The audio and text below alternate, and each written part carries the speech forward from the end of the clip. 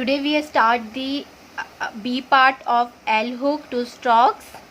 A part में हम पढ़ चुके हैं इंट्रोडक्शन कि हमें कैसे हमारे स्ट्रोक्स बनाने हैं L hook के साथ. आज की क्लास में हम आगे के रूल्स पढ़ेंगे. If S comes before a straight stroke, a curved stroke hooked for R, L, in all cases both hook and the circle should be clearly visible. अगर जो हमारा L हुक है वो या तो स्ट्रेट स्ट्रोक के साथ या फिर कर्व स्ट्रोक के साथ आए, उस केसेस में जो हमारा हुक और जो सर्कल है, ठीक है, अगर S है वो अगर हमारा L या तो L hook with straight stroke या L hook with curve stroke से पहले आए, तो उस केस में जो हमारा हुक है और सर्कल है वो क्लियरली विजिबल होगा हमारी आउटलाइन में. Okay, so first example is supply. ये हो गया हमारा circle S and P L, supply. ठीक है, ये सर्कल एस हो गया, देन पी एल है, ये बन गया हमारा P L, supply. Next is supplied. D हमारा हम पी एल को हाफ कर देंगे, एस हमारा इनिशियली आ रहा है, क्योंकि हमारा एस एंड पी, सप्लाइड. ठीक है, इसको और हम छोटा बनाएंगे क्योंकि हमें हाफ फॉर्म शो करनी है. तो ये हो गया हमारा circle S and P, supplied. Next is display. D, S and play, display. Next is disclose. D, S and close.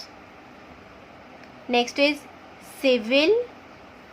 ये कर्व स्ट्रोक के साथ है, C and will, civil. Next is civilize. S and VL and Z, S, Z है civilised.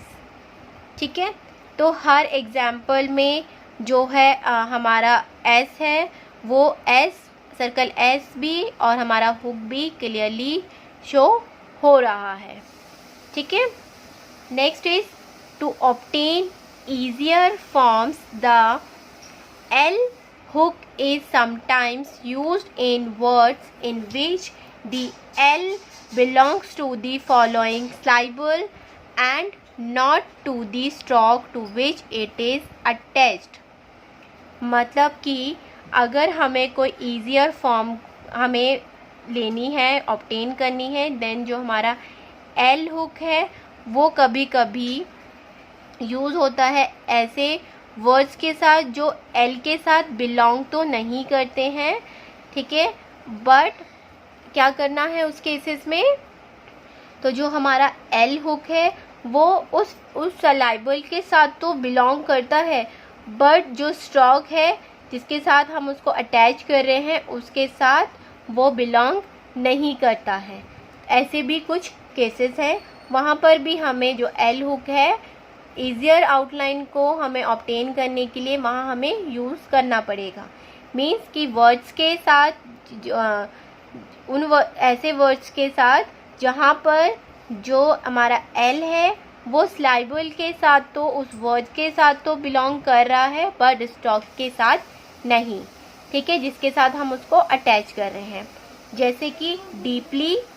अब यहाँ इस case में ये जो है वो स्ट्रोक के साथ तो नहीं वो बिलोंग कर रहा है, बट जो हमारा वर्ड है, जो हमारा स्लाइबल है, उसके साथ वो बिलोंग कर रहा है.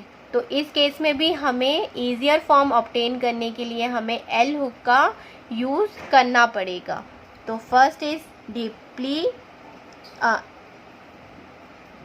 डीपली. ठीक है, ये हो गया हमारा deeply. Next is briefly, briefly, FL, briefly. ठीक है, ये हो गया हमारा deeply, next is briefly, next is hopeful, ये हो गया हमारा hope and full, next joyful, Joy and full, joyful. अब आप इस केसेस में आप देख सकते हैं यहाँ पर जो हमारा हुक है वो इन वर्ड्स के साथ तो बिलोंग कर रहा है बट स्ट्रोक्स के साथ बिलोंग नहीं कर रहा है, बट हमें फिर भी उसको अटैच करना पड़ेगा ताकि हमें एक ईजियर हमें फॉर्म की आउटलाइन मिल जाए। ठीक है, डीपली, ब्रीफली, होपफुल, जॉयफुल। ठीक है, तो ऐसे भी कुछ केसेस होंगे जहाँ पर आपको एल हुक का यूज़ करना पड़ेगा। Next, when L hook is attach to stroke SH it will be written upward.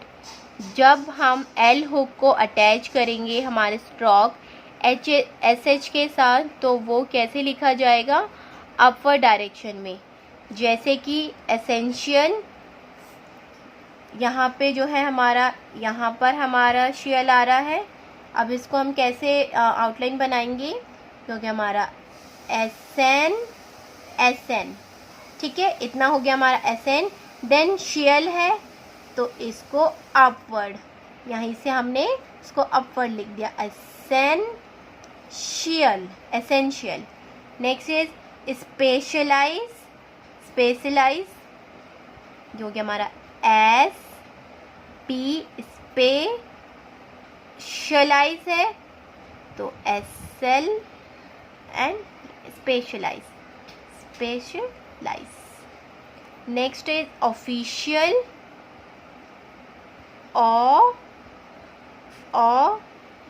Official, official.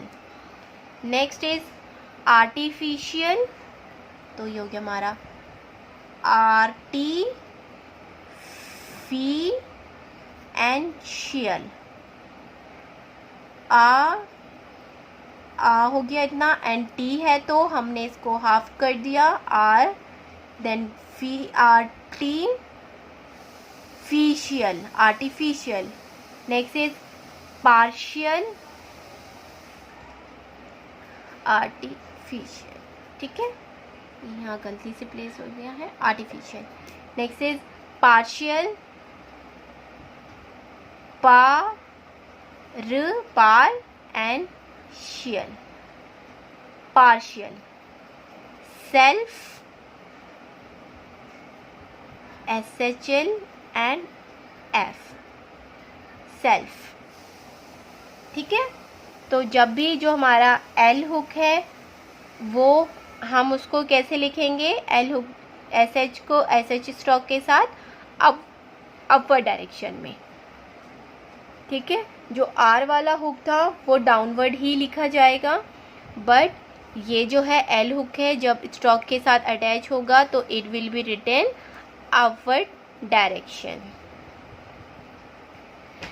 Last is of the L hook stroke rule is, in case there is a vowel between the hook and the adjoining consonant, the outline will be written in full.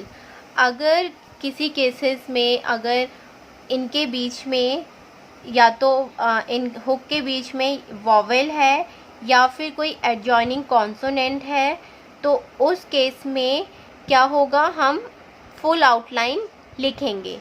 ठीक है, उस case में हम हमारा double consonant use नहीं करेंगे, hook use नहीं करेंगे, उस केस में हम फुल आउटलाइन लिखेंगे।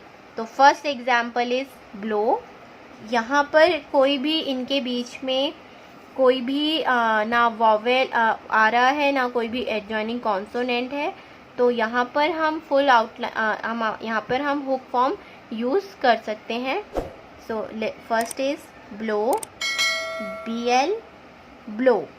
बट बॉल, बी के बाद वॉवेल का साउंड है बॉल, इस केस में हम फुल आउटलाइन बनाएंगे हमारी, क्योंकि हमारा B and L, बॉल। ठीक है, बॉल।